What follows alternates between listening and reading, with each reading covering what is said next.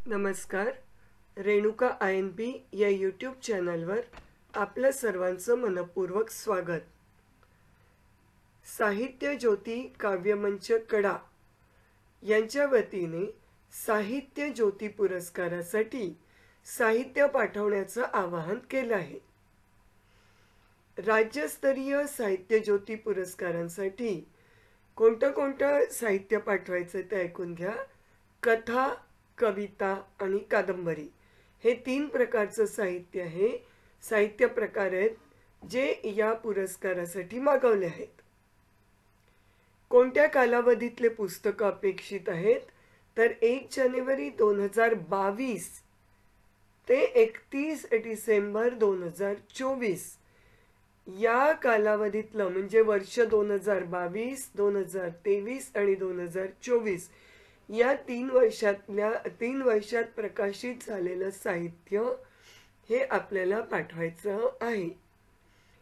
केव्हापर्यंत पाठवायचं आहे तर 20 फेब्रुवारी 2025 या तारखेपर्यंत आपल्याला आपल्या साहित्यकृती पाठवायच्या आहेत. कथा, कविता आणि कादंबरी या 3 पैकी कोणताही प्रकार असेल तर, आणि जर ते वर्ष 2022, वर्ष 2023 आणि वर्ष 2024 या कालावधीत प्रकाशित झालेलं असेल तर काय काय पाठवायचं आहे? साहित्याच्या 2 प्रती, अल्पपरिचय आणि पासपोर्ट साईज फोटो असे 3 गोष्टी आपल्याला पाठवायच्या आहेत. साहित्याच्या 2 प्रती म्हणजे आपले पुस्तकाचे 2 प्रती, अल्पपरिचय आणि पासपोर्ट साईज फोटो. पुरस्काराचं स्वरूप काय आहे तर रोख रक्कम, सन्मान चिन्ह हे या पुरस्काराचं स्वरूप आहे. यापूर्वी या साहित्य पुरस्काराचं वितरण लोककवी माननीय विठ्ठल वाघ, माननीय अरुण म्हात्रे, प्रभाकर साळेगावकर, माननीय प्रकाश घोडके इत्यादींच्या हस्ते झालेलं आहे.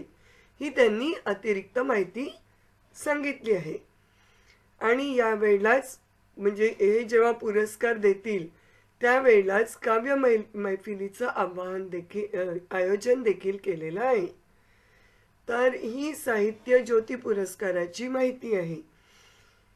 साहित्य पाठवण्याचा पत्ता म्हणजे आपले पुस्तकं कुठे पाठवायचे त्याचा पत्ता आणि संपर्क क्रमांक हे या व्हिडिओच्या डिस्क्रिप्शन बॉक्समध्ये दिलेलं आहे. तर खूप शुभेच्छा या पुरस्कारासाठी. जरूर भाग घ्या. 3 वर्षाचे म्हणजे भरपूर कालावधी आहे ज्याचे पुस्तक आपल्याला मागितले आहेत आणि ते 20 फेब्रुवारी म्हणजे अजून बराच वेळ आहे ते पाठवायला. तर खूप खूप शुभेच्छा या पुरस्कारासाठी. पुन्हा भेटूया नवीन माहितीसह नवीन व्हिडिओत. नमस्कार.